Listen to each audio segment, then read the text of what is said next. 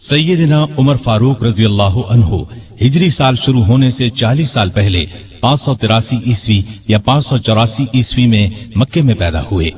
नबी करीम सल्लल्लाहु अलैहि वसल्लम उनसे 13 साल पहले दुनिया में तशरीफ ला चुके थे। वालिदैन ने नाम उमर रखा।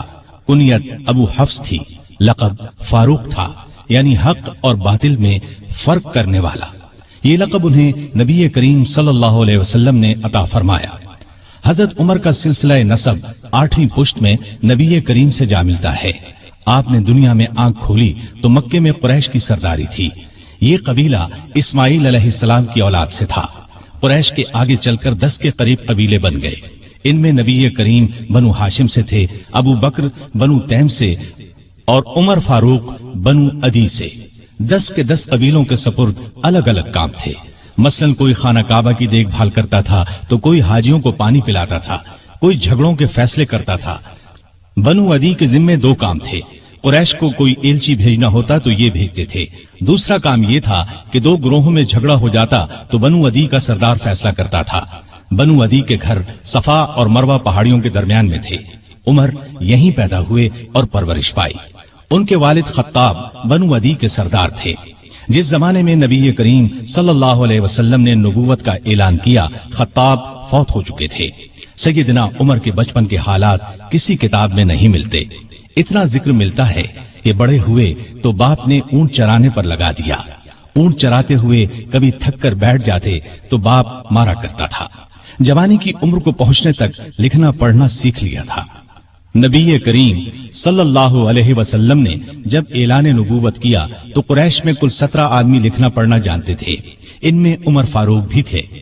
इसके अलावा उन्होंने सिपाहगरी, तेगजनी और घुड़सवारी में कमाल हासिल किया। घुड़सवारी का हाल ये था कि उछलकर घोड़े पर बैठ जाते। कुश्ती का फन भी सीखा। ऊंचे कद के ताकतवर आदमी थे। चोटी के कई पहलवानों से मुकाबले जीते। शायर नहीं थे, अशार पसंद करते थे। तकरीर करने का ढंग भी आता था। मिजाज में गुस्सा और सख्ती थी। जवान होने पर तिजारत का पेशा इख्तियार किया। नबी करीम ने नबूवत का ऐलान किया तो उनकी उम्र 27 साल थी। उस वक्त कुरैश में बहुत ऊंची हैसियत के मालिक थे। मक्के के मुअज्जज लोगों में शुमार होता था।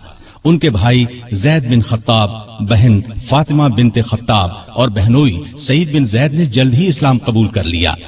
लेकिन उमर अपने बाप दादा के मजहब पर सख्ती से कायम रहे। डटकर इस्लाम की मुखालिफत की। मुसलमान हो जाने वालों को मारते पीटते थे। मारते पीटते 6 साल गुजर गए, लेकिन उमर किसी एक इंसान को भी इस्लाम से न फेर सके। इस दौरान में कुछ वाकयात ऐसे पेश आए जिनकी वजह से वो सख्त उलझन में पड़ गए। कभी इस्लाम की तरफ माइल होते, कभी मुसलमानों के खिलाफ नफरत महसूस करते। इसकी वजह ये थी कि रसूल करीम सल्लल्लाहु अलैहि वसल्लम के मुताल्लिक कुरैश के काफिरों ने मशहूर कर रखा था कि वो जादूगर हैं।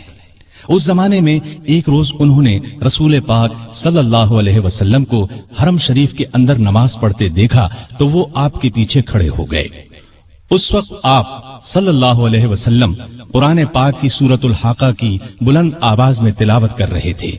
अल्लाह के कलाम ने उन पर बहुत असर किया। उन्हें यकीन हो गया कि आप न तो जादूगर हैं और न शायर हैं।